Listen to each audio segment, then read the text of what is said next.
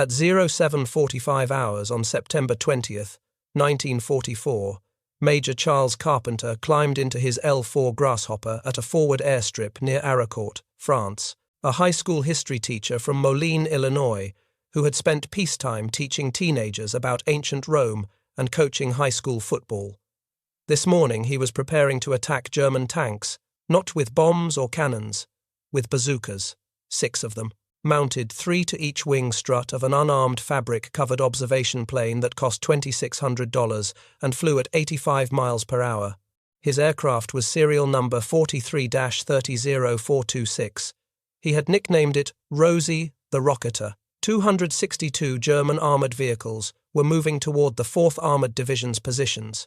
75 Panzer Mark IVs, 107 Panther tanks, 80 self-propelled assault guns, the largest German armored counterattack in France since D-Day.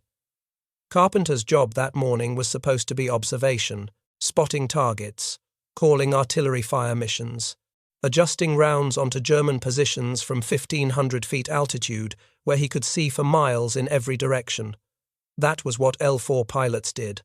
That was what the aircraft was designed for. But Carpenter had realized weeks earlier that observation alone wasn't enough when you were facing Tiger tanks and Panthers that could kill American Shermans from ranges where the Shermans couldn't fight back. So he had turned his observation plane into a tank destroyer, and this morning at Arracourt, he was going to prove the concept worked.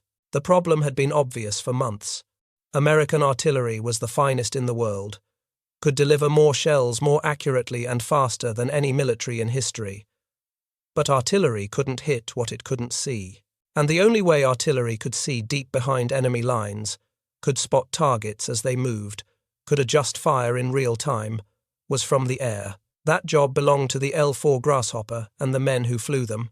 Artillery officers who had volunteered for pilot training learned to fly the simple Piper Cubs the Army had adopted as observation aircraft, then gone forward with artillery battalions to spot targets and direct fire. The system worked brilliantly when it worked. An L-4 at 1,500 feet could see everything, could watch enemy movement, could identify artillery positions by their muzzle flashes, could call fire missions and adjust the rounds onto target in real time. When American artillery had aerial observation, response time dropped to 3 minutes from enemy movement to shells landing on target.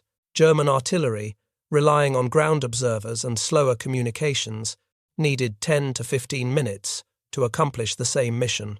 That 7 to 12-minute difference was decisive in combat.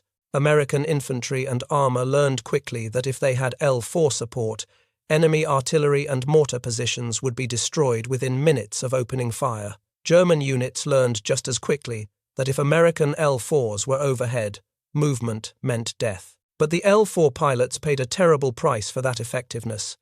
The aircraft was slow, maybe 85 miles per hour at top speed, cruised at 75, had a service ceiling between 9,000 and 12,000 feet depending on the variant, was constructed of fabric stretched over a welded steel tube frame, carried no armor, no weapons, just a pilot and sometimes an observer crammed into a tiny cockpit designed for civilian flight instruction. When German troops saw an L-4, every weapon pointed upward: rifles, machine guns, anti-aircraft guns, artillery pieces with reduced elevation. Everything that could shoot shot at the slow fabric-covered Cubs putting around overhead directing American artillery fire. Some L-4 pilots survived dozens of missions without taking serious damage. Others died on their first sortie. The aircraft could absorb surprising punishment. Fabric could be patched. Control cables could be jury-rigged. Pilots brought aircraft home with dozens of bullet holes. But there was no margin for error. One round through the engine, and you were landing in enemy territory. One round that severed the right control cable and the aircraft became uncontrollable. The little Cubs were tough, but they weren't invincible. And in the heavy fighting after D-Day, L-4s were being shot down at an alarming rate. The Normandy breakout in June and July of 1944 had been brutal for L-4 crews. The hedgerow fighting, the close-range engagements, German infantry with machine guns and automatic weapons in every field. L-4 pilots flew low, slow, and conspicuous over some of the most concentrated anti-aircraft fire of the entire war.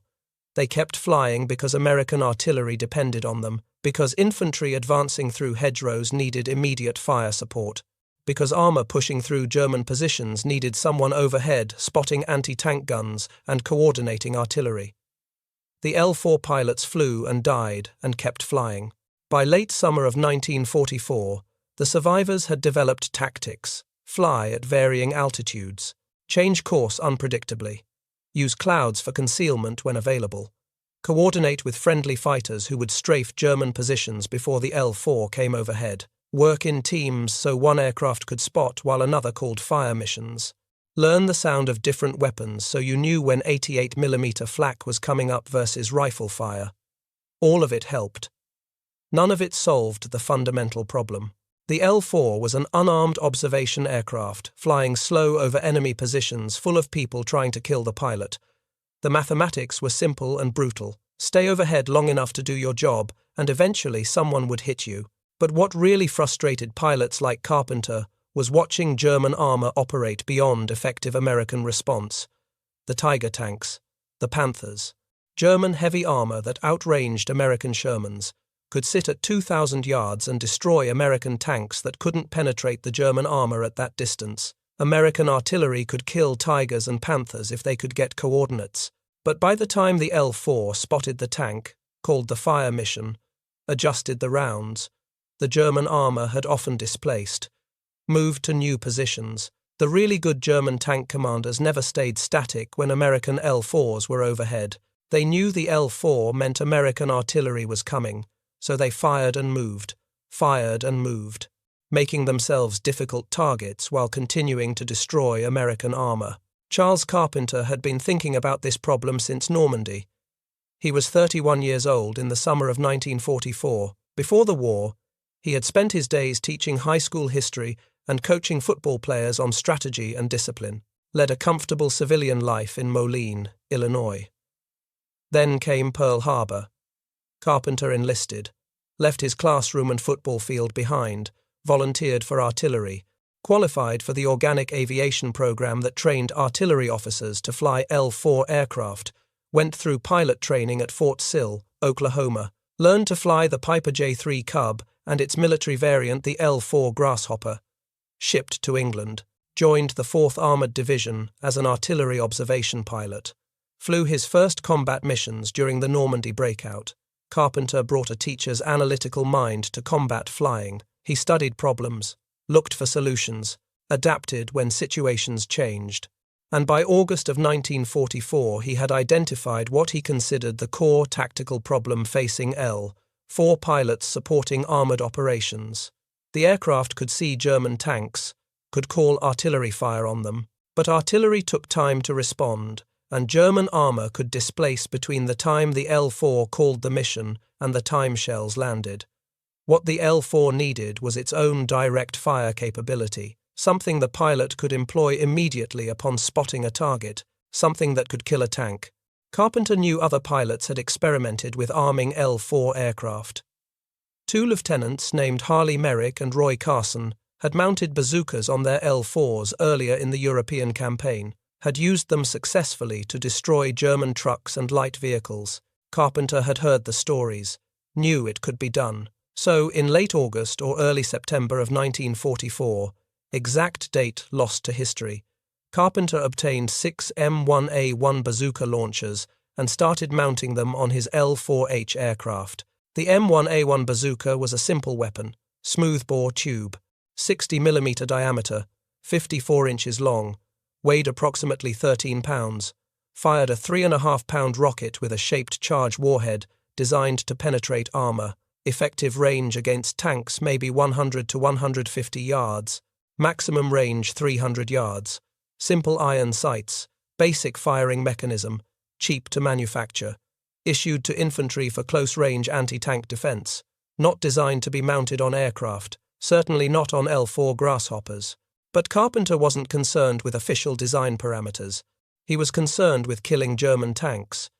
He mounted 3 bazookas on each wing strut, simple metal brackets fabricated by unit mechanics, tubes positioned parallel to the wing structure. The mounting had to be secure enough to withstand flight loads and vibration, but simple enough to be installed and removed in the field. Carpenter wired the firing mechanisms together so all 6 could fire simultaneously from a single electrical switch mounted in the cockpit within easy reach. Each bazooka held 1 rocket, 6 total ready to fire. After firing all 6 tubes, the bazookas were empty and useless. Carpenter would have to land, have his ground crew reload all 6 tubes with fresh rockets, then take off again to continue attacking. It was inefficient by conventional weapons standards, but it worked with the resources available. The entire installation weighed maybe 106 pounds, 6 bazooka tubes at 13 pounds each, plus rockets at 3.5 pounds each, plus mounting brackets and electrical wiring. The L-4 could handle the weight. The aircraft had a gross weight capacity of 1,220 pounds.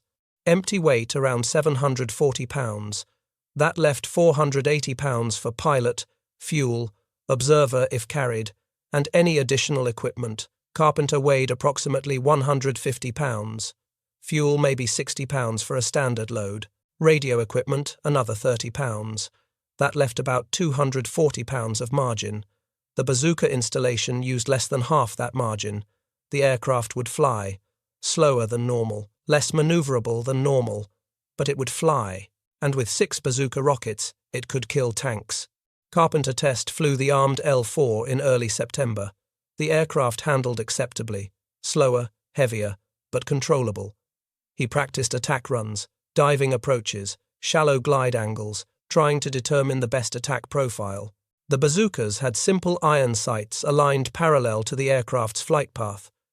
To aim, Carpenter had to point the aircraft at the target. Get within effective range, fire all 6 rockets simultaneously, hope that at least some of them hit. The accuracy was going to be terrible by conventional standards. Bazookas were not precision weapons. Fired from a moving aircraft at moving targets, the hit probability for any single rocket was low. But Carpenter was firing 6 at once, and he only needed 1 hit to disable or destroy a German tank. He nicknamed the aircraft Rosie the Rocketer, painted the name on the fuselage, started looking for opportunities to test the system in combat. The opportunity came at Arracourt. The Battle of Arracourt began September 18, 1944. The 4th Armored Division under Major General John S. Tiger Jack Wood had advanced rapidly through France after the Normandy breakout. By mid-September they were approaching the Moselle River in Lorraine. The German 5th Panzer Army was concentrating for a major counterattack. The Germans had assembled 262 armoured vehicles, a massive force by September 1944 standards. The plan was to smash the 4th Armoured Division, recapture lost territory, stabilize the German front before American forces could reach the Rhine. The fighting began September 18th, intensified on the 19th. By September 20th, the battle was fully engaged. German armor pushing hard against American positions. American Shermans fighting defensive battles against superior German tanks. Carpenter climbed into Rosie the Rocketer that morning knowing the German armor was coming, knowing American forces needed every advantage, knowing that 6 bazooka rockets might make a difference. He took off just before 0800 hours, climbed to operational altitude, maybe 1,500 feet, began searching for German armor. The visibility was excellent. Clear morning, good light. Carpenter could see for miles. He spotted German tanks moving in column. Panthers, moving toward American positions. Carpenter circled, studied the formation, picked his target. Then he rolled into his attack run. The L-4 Dove, shallow angle, maybe 20 to 30 degrees. Speed building, wind noise increasing. Carpenter was pointing the aircraft at a Panther tank. Getting closer. The range was dropping. 300 yards, 200, 150. The effective range for bazookas. Carpenter pressed the firing button. All 6 rockets fired simultaneously. Smoke trails. The L-4 jolted from the sudden weight loss and recoil. Carpenter pulled up, climbing away from the target area. Looked back. 1 rocket had hit. The Panther was burning. First kill. The bazooka system worked. Carpenter returned to base, landed. His ground crew swarmed the aircraft, reloaded all 6 bazooka tubes, new rockets, cleared the launchers, checked the firing mechanism. Carpenter was back in the air within 30 minutes. He flew multiple sorties that day, September 20th, each time taking off with 6 fresh rockets, finding German armor, attacking, landing, reloading, attacking again. He fired at least 16 rockets over the course of the day, hit multiple targets, destroyed multiple German tanks. The exact number of kills that first day is uncertain. Records from the battle are incomplete. But by the end of September 20th, Carpenter had proven the concept. An L-4 Grasshopper with bazooka rockets could kill German heavy armor. Carpenter continued flying armed missions throughout the Battle of Arracourt. The battle lasted until September 29th, 11 days of intense armored combat. By the end, the German counterattack had failed completely. The 4th Armored Division held its positions. The Germans lost 86 tanks destroyed outright. 114 more were damaged or broke down. Total German armored losses 200 vehicles. Only 62 remained operational. The 4th Armored Division losses were comparatively light. American air superiority had been decisive. American artillery, directed by L-4 observation, had been devastating. And for the first time, L-4 aircraft themselves had directly engaged and destroyed enemy armor. Carpenter's final tally from his combat missions over France is unclear. Official records credit him with 6 confirmed tank kills. That included 2 Tiger tanks. The German heavy tanks that American tankers feared most. Tigers that no American tank could reliably penetrate from the front at combat ranges. Carpenter had killed 2 of them with bazooka rockets fired from a fabric-covered observation plane. The 6 confirmed kills made Carpenter a tank ace. By the standards applied to tank commanders, any pilot or tank commander with 5 kills qualified as an ace. Carpenter exceeded that threshold. Unofficial accounts suggest Carpenter destroyed approximately 14 German armored vehicles during his combat tour. The higher number likely includes trucks, half-tracks, and other vehicles that didn't qualify as tanks for official scoring but were still legitimate military targets. The true number will never be known with certainty. But what is certain is that Carpenter proved an L-4 Grasshopper could be an effective tank destroyer. That a pilot with courage and creativity could turn a defensive observation mission into an offensive strike role. That American ingenuity could find solutions to tactical problems using available resources. The Germans noticed. They noticed quickly. German commanders in France during the late summer and early autumn of 1944 faced a fundamental problem. The American Air Force controlled the skies. German ground movement during daylight hours drew immediate air attack. Fighter bombers, medium bombers, artillery, directed by observation aircraft. The combination was devastating. German units that moved during the day suffered terrible casualties. German commanders began restricting movement to dusk and nighttime hours. Orders went out throughout German units in France. Minimize daytime movement. Displace positions at night. Dig in deep before dawn. The restrictions cost the Germans operational flexibility, but they were necessary for survival. A German unit caught moving in column during daylight faced destruction from American air power within minutes. The L-4 observation aircraft were a particular concern for German commanders. The small fabric-covered Cubs seemed harmless, but German troops learned quickly that wherever an L-4 appeared, American artillery followed immediately. The L-4s could see everything, could spot German positions, could direct artillery fire with remarkable accuracy, could call in fighter bombers on lucrative targets. German forces responded by shooting at every L-4 they saw. Orders went out to anti-aircraft units, priority target, destroy the American observation aircraft. Infantry units were instructed to engage L-4s with rifle and machine gun fire whenever possible. Artillery crews were trained to depress their guns to minimum elevation and fire at low-flying observation aircraft. Every German soldier understood that the small yellow Cubs overhead meant American artillery was watching and would fire within minutes. The Luftwaffe, by this point largely ineffective in air-to-air combat over France due to fuel shortages and overwhelming Allied fighter superiority, was offered specific incentives to hunt L-4s. The German High Command authorized bounties for destroying American observation aircraft. Luftwaffe pilots who shot down an L-4 would receive air medals and leave points. The fact that the German military was offering rewards for destroying unarmed observation planes demonstrates how seriously they took the L-4 threat. Captured German documents from the Normandy campaign reveal the extent of German concern about American aerial observation. One report stated that movements and battles come into the foreground at dusk and during darkness in order to block out effect of enemy air force and direct observation by enemy artillery. Another German after-action report noted that American artillery response times were impossibly fast, that American batteries seemed to know German positions before German forces had even completed displacement, that counter-battery fire arrived within minutes of German artillery opening fire. The German analysis correctly identified the cause: American observation aircraft, the L-4s that circled over the battlefield at 1,500 feet, spotting every German position and calling immediate fire missions. Field Marshal Erwin Rommel, one of Germany's finest commanders, had experienced American artillery directed by L-4 observation during the North Africa campaign. In a letter dated February 18, 1943, Rommel wrote about the American system. An observation plane directed the fire of numerous batteries on all worthwhile targets throughout the zone. Rommel understood what the L-4 represented. The aircraft itself was insignificant, slow, unarmed, vulnerable. But the system it enabled was devastating. American artillery with aerial observation became the dominant weapon on the battlefield. German forces had no effective counter. They could shoot at the L-4s, and occasionally they succeeded in downing one. But there were thousands of L-4s, thousands of trained artillery officer pilots. Every artillery battalion had 2 L-4 aircraft.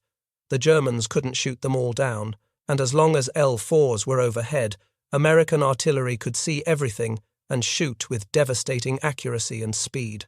When German prisoners of war were interrogated about their combat experiences, many mentioned the American observation aircraft. Though most German accounts focused on fighter bombers and medium bombers, the soldiers who had experienced sustained American artillery fire understood what the L-4s meant. One captured German report specifically noted the psychological impact. German troops knew that daytime movement brought immediate artillery fire, that American observers were watching constantly, that there was nowhere to hide when the small yellow cubs were overhead.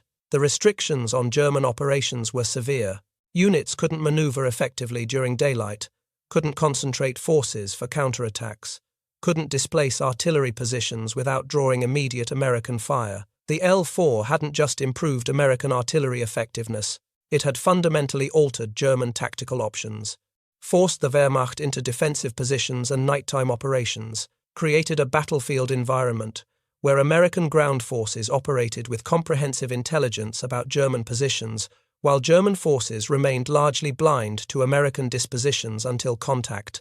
The strategic impact was enormous. But for the L-4 pilots, combat remained intensely dangerous. The aircraft that gave American artillery such dominance was still a slow, fabric-covered target, and every German soldier with a weapon knew to shoot at them. The L-4 program that produced pilots like Carpenter had begun years before the first combat mission. The story started with the 1941 Louisiana and Texas maneuvers, the largest peacetime military exercises in American history. Hundreds of thousands of troops, thousands of vehicles, simulated combat across multiple states. The maneuvers were designed to test Army organization, doctrine, and equipment before America entered what seemed like an inevitable war. During the exercises, the Army experimented with civilian light aircraft for artillery observation. 12 civilian aircraft participated. Piper sent J-3 Cubs. Taylorcraft sent their Model D aircraft. Aeronca sent L-3 Defenders. Civilian pilots flew the aircraft, demonstrated artillery observation capability. The results were immediately impressive. The light aircraft could take off from roads, fields, any reasonably flat surface, could operate close to the front lines, could see targets that ground observers couldn't detect, could communicate directly with artillery batteries and adjust fire in real time. Artillery effectiveness during the exercises increased dramatically when aerial observation was available. Ground force commanders took notice. Lieutenant Colonel Dwight Eisenhower participated in those maneuvers as part of General Walter Kruger's staff. Eisenhower flew in the Piper Cubs, sometimes as observer. Sometimes he piloted the aircraft himself. He saw directly how aerial observation transformed artillery effectiveness. Eisenhower later supported the artillery requests for organic aircraft. His recommendation carried substantial weight. The demonstrations convinced ground commanders that organic aviation was essential, but the Army Air Corps opposed the concept completely. The Air Corps, led by Major General Henry Hap Arnold, believed in centralized control of all aviation assets. Every aircraft should be under Air Corps command. Air Corps doctrine held that ground commanders should request air support through proper channels, that air assets should be allocated by air commanders based on theater priorities. The idea of ground commanders, specifically artillery officers, operating their own aircraft violated fundamental Air Corps principles. Arnold and the Air Corps leadership fought the organic aviation proposal throughout 1941 and into 1942. They argued that it would create a second air force, that it would waste resources, that it would reduce Air Corps control over aviation operations. Arnold formally recommended discontinuing the organic aviation program as late as January 1944. By then, thousands of L-4s were in combat service, and the program had proven itself absolutely essential to American ground operations. But Arnold never stopped opposing it on doctrinal grounds. The bureaucratic battle over organic aviation lasted over a year after the Louisiana and Texas maneuvers. Artillery and ground force advocates pushed for authorization. Air Corps leadership resisted. The debate went to the highest levels of the War Department. Finally, on June 6, 1942, the War Department issued the authorization. Organic aviation for field artillery was official. That date marked the birth of modern Army aviation. The authorization specified that every field artillery battalion would receive 2 L-4 aircraft, 2 pilots who were artillery officers first and aviators second, 1 mechanic per battalion. The pilots would be trained to fly, but they would remain artillery officers, would understand fire direction procedures, would speak the same technical language as the gun crews, would know what information the batteries needed to deliver effective fire. The entire program was remarkably inexpensive. Each L-4 cost approximately $2,600, less than a single artillery piece, less than a quarter of what a Jeep cost. Production contracts were placed immediately. Piper Aircraft Corporation converted their civilian J-3 Cub design into the military L-4 Grasshopper. The changes were minimal. Slightly different paint, military radio equipment, stronger landing gear for rough field operations. Otherwise, the L-4 was mechanically identical to the civilian J-3 Cub that had been flying since the 1930s. Simple aircraft, 65 horsepower Continental engine, fabric covering over a welded steel tube frame, 2 seats in tandem configuration, stick and rudder controls, top speed 85 miles per hour, cruise speed 75. Service ceiling varied by variant from 9,000 to 12,000 feet, depending on engine and equipment load. Stall speed 35 to 38 miles per hour. Gross weight 1,220 pounds. The L-4 could operate from incredibly short runways, could take off in maybe 200 feet with a light load, could land in even less distance. Needed no improved surfaces. Grass fields worked fine. Dirt roads. Anywhere reasonably flat and clear of obstacles. The simplicity was intentional. The L-4 needed to operate close to combat, needed to be maintainable by mechanics with basic training, needed to be flyable by artillery officers who had received abbreviated flight training. Complex aircraft wouldn't have worked. The L-4 succeeded precisely because it was simple and reliable. Production increased rapidly. By February 1942, the Army had 1,600 L-4 aircraft on order. By 1943, over 3,000 were in service. By war's end, total production of L-4 designated aircraft reached 5,413. If you count all military Piper variants, including O-59 designations and other models, the total number of Piper aircraft delivered to the Army exceeded 6,000. The aircraft entered combat on November 9, 1942. Operation Torch. The Allied invasion of North Africa. Captain Ford Ace Alcorn led 3 L-4s that launched from the aircraft carrier USS Ranger, cruising off French Morocco. The little Cubs took off from the carrier deck.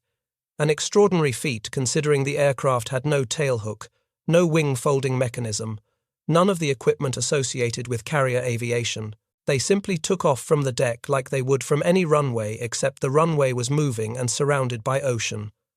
Alcorn navigated the L-4s to shore, established forward operating positions near the beaches, immediately started directing naval gunfire against French colonial defensive positions. The system worked exactly as designed. Alcorn and his pilots could see targets from altitude, could identify French artillery positions and defensive works, could communicate with American naval vessels offshore, could adjust naval gunfire in real time. Within hours of landing, the L-4s were coordinating effective fire support for troops advancing inland. Response times dropped from hours to minutes. The first combat mission proved what the maneuvers had demonstrated. Organic aviation worked. From North Africa, the L-4 program expanded to every theater where American ground forces fought: Sicily, Italy, Normandy, the drive across France, Germany, the Pacific Island campaigns, Burma, China, the Philippines. Everywhere American artillery deployed, L-4s provided observation. The aircraft proved remarkably versatile beyond their primary artillery spotting mission. L-4 pilots evacuated wounded soldiers, transported urgent supplies to forward units, delivered messages when radio communications failed, flew reconnaissance missions, laid communications wire by flying low with the wire spooling out behind the aircraft. Some creative pilots, like Carpenter, armed their aircraft for ground attack missions. The L-4 became indispensable to American ground operations. Infantry commanders learned to request L-4 observation before launching attacks. Armor commanders coordinated with L-4 pilots to identify enemy positions ahead of tank advances. Artillery battalions relied on their L-4s for the majority of targeting information. The fundamental advantage was response time. 3 minutes from enemy movement to American shells on target. That 7 to 12-minute advantage over German artillery response times was decisive in countless engagements. American forces could maneuver, knowing that enemy artillery would be suppressed within minutes. German forces faced the opposite situation. Any movement during daylight hours when L-4s were overhead meant immediate American artillery fire. The Pacific Theater saw particularly innovative L-4 employment. The U.S. Navy converted LST landing ships into miniature aircraft carriers specifically for L-4s. The ships carried 4 Grasshoppers each, had short flight decks constructed from timber and pierced steel planking. The L-4s could take off in maybe 216 feet from these improvised carriers. Some aircraft used the Brody device for carrier operations, a cable suspended between outriggers with a sliding harness. The L-4 would be suspended from the harness by a hook attached to the aircraft. The pilot would climb a rope ladder to the cockpit, apply full power. The aircraft would accelerate down the cable like a zip line and fly off the end when it reached flying speed. Landing involved approaching the cable from behind and snagging it with the hook. Dangerous, but effective. The system allowed L-4s to operate from ships offshore during amphibious landings, provided immediate observation capability without waiting for airfields to be captured and prepared.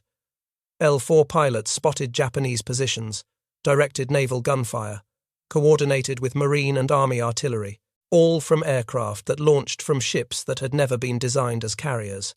The improvisation was typical of how American forces employed the L-4. Simple aircraft, creative solutions, whatever worked. But perhaps the most remarkable L-4 combat action didn't involve artillery observation or even Carpenter's bazooka attacks. It happened April 11th, 1945, less than 1 month before Germany surrendered.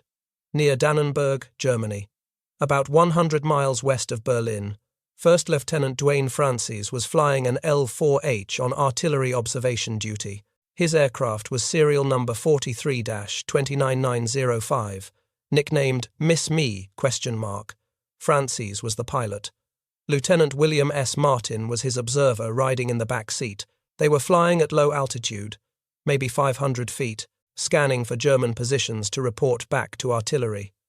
Francis spotted an aircraft, German Fieseler Vieh 156 Storch, the German equivalent of the L-4.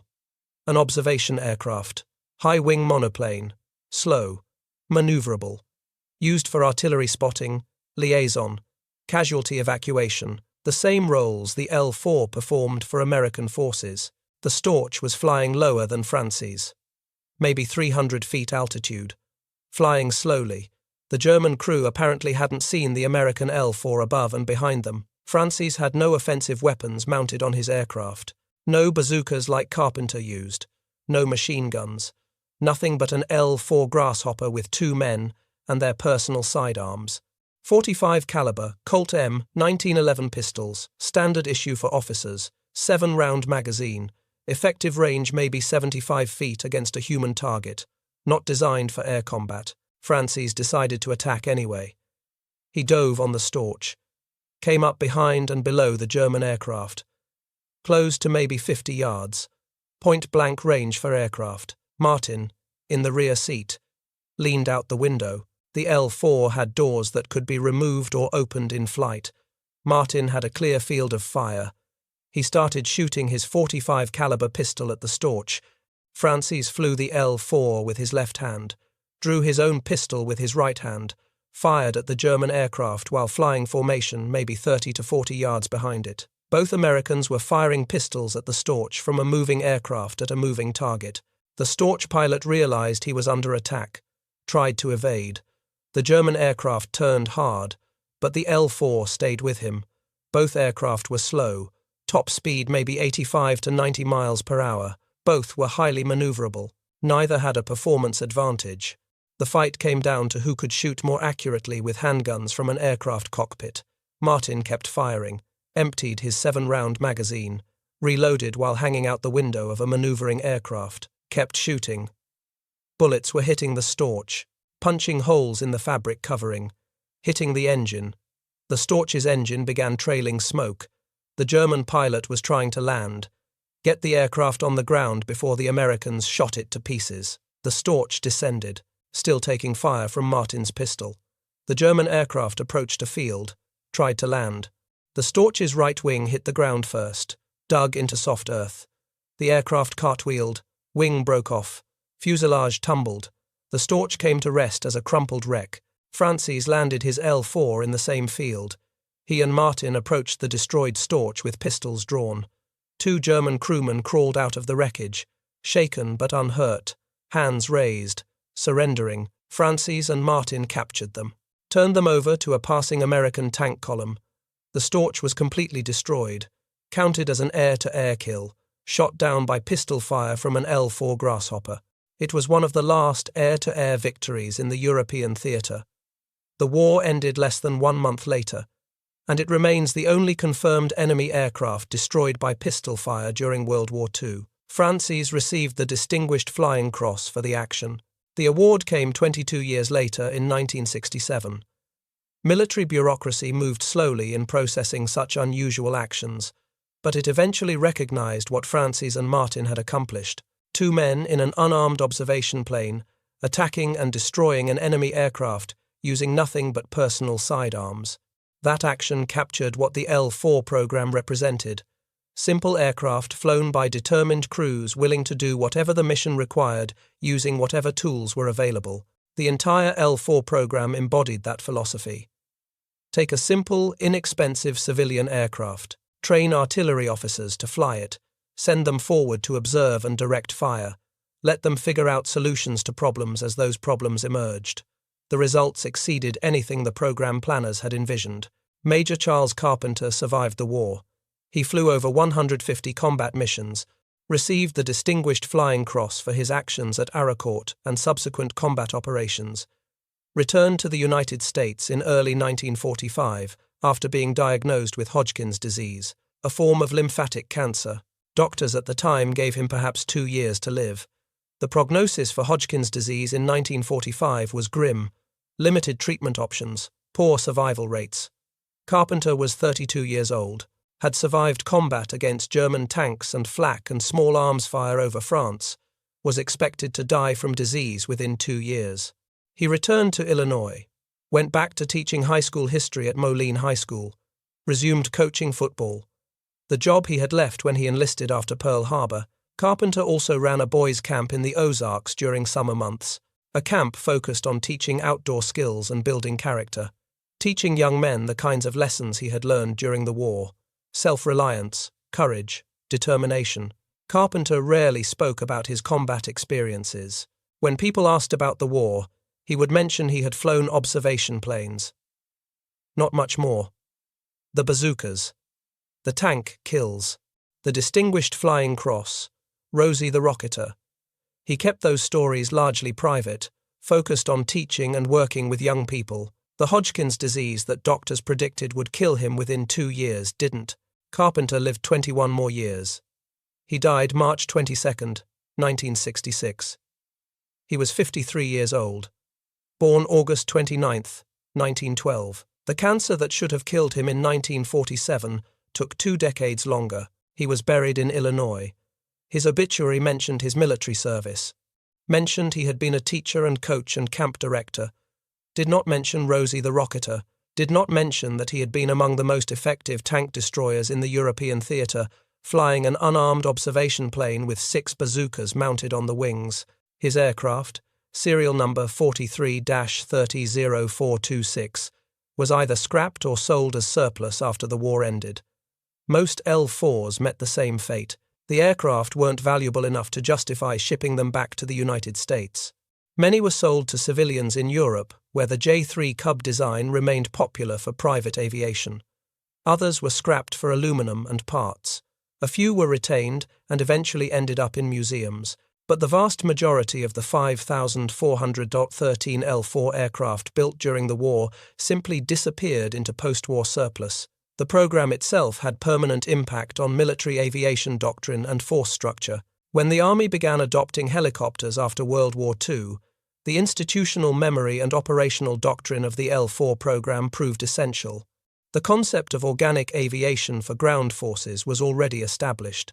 The bureaucratic battles with the Air Force had already been fought and won. The precedent existed that ground commanders needed their own aircraft for observation, liaison, and direct support. The helicopter programs of the 1950s and 60s built directly on the foundation the L-4 program had established. The arguments had already been made and won. Ground commanders needed organic aviation. Aerial observation was indispensable for artillery and ground operations. The success of the L-4 program helped establish Army Aviation as a separate branch when the Air Force split off from the Army in 1947. The L-4 had proven that ground forces needed their own aircraft independent of Air Force control. The Korean War saw L-4s fly combat missions again. The aircraft performed artillery observation, casualty evacuation, and liaison missions exactly as they had in World War II. The L-4 was obsolete by Korean War standards. Better observation aircraft were available. The Cessna L-19 Bird Dog offered superior performance, but L-4s kept flying because they were simple, reliable, effective, and available. The Republic of Korea Air Force operated L-4s throughout the war. Started with 8 aircraft, acquired 20 more during the conflict. American artillery units used L-4s until being gradually replaced by L-19 aircraft in the early 1950s. By the time the Korean War ended in 1953, the L-4 was finally being retired from U.S. military service after more than a decade of combat operations across 2 wars and multiple theaters. The L-4 Grasshopper never received official recognition proportional to its impact during or immediately after World War II. Army Air Force's documentation emphasized heavy bombers and fighter aircraft, the strategic bombing campaign, air superiority battles, long-range escort missions, artillery after-action reports focused on fire direction procedures and ammunition expenditure statistics. The L-4 was mentioned in passing, if mentioned at all. Histories of World War II aviation concentrated on dramatic aircraft, the B-17 Flying Fortress, the P-51 Mustang, the B-29 Super Fortress, not slow fabric-covered Cubs. But post-war military analysis eventually acknowledged what the L-4 had accomplished. Historians studying American artillery performance in World War II consistently identified aerial observation as the decisive factor in American artillery superiority. The L-4 enabled American artillery to respond faster, shoot more accurately, and coordinate more effectively than any other military's artillery system during the war. The 3-minute response time versus 10 to 15 minutes for German artillery. the ability to see and target German positions in real time, the capacity to adjust fire immediately based on observed results. All of that came from the L-4 and the pilots who flew them. Today, over 5,000 J-3 Cubs and L-4 Grasshoppers remain on the Federal Aviation Administration registry, still flying, still airworthy. They appear at air shows and vintage aircraft gatherings, fly in commemorative events, participate in the annual Sentimental Journey fly-in at Lock Haven, Pennsylvania, where Piper built the aircraft. When people see them today, they typically see charming antiques, yellow fabric, graceful high-wing design, nostalgia for simpler times in aviation. But to the soldiers who fought in World War II, especially German soldiers, the L-4 meant something completely different. It meant American artillery fire was coming. It meant observers overhead who could see everything. It meant movement during daylight brought immediate, deadly, accurate fire. It meant hide or die. Field Marshal Rommel understood that reality when he wrote his February 18, 1943 letter. An observation plane directed the fire of numerous batteries on all worthwhile targets throughout the zone. That observation plane was the L-4 Grasshopper, the simple $2,600 civilian aircraft that one of Germany's greatest commanders identified as a significant threat, the aircraft that fundamentally changed how ground wars are fought, not through advanced technology or overwhelming firepower, through solving the fundamental problem. Artillery needed to see targets. The L-4 provided eyes. Everything else followed from that simple solution.